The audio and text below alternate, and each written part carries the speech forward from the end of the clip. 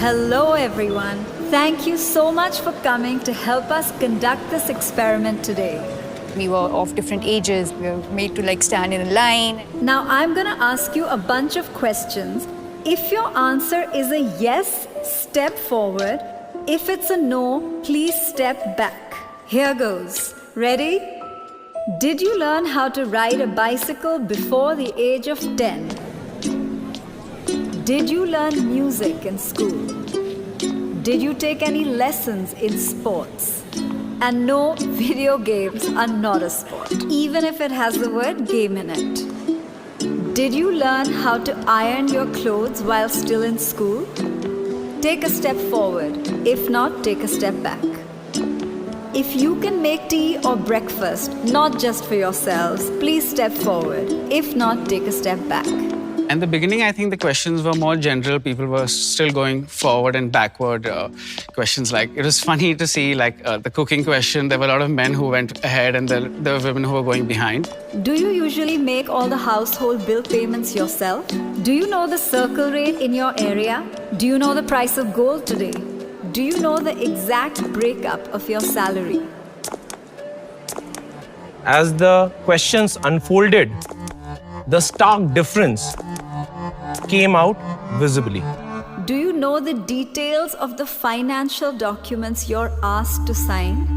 Have you bought a vehicle in your own name without consulting anybody? Have you bought insurance policies unassisted? Do you watch or follow the budget?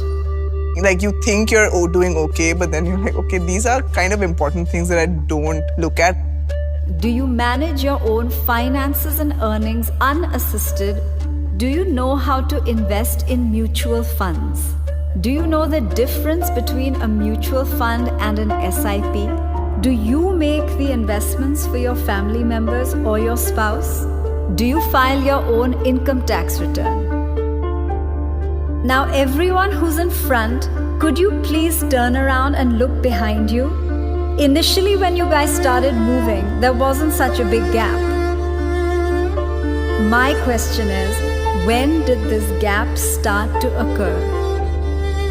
The minute the questions became about managing money, the gap between men and women became very clear and evident. Women handling certain responsibilities regarding their own life, which were always passed on to someone else in the family or the men. There was a slight unfairness I realized at that time. But at that point, it seemed normal. I was upset.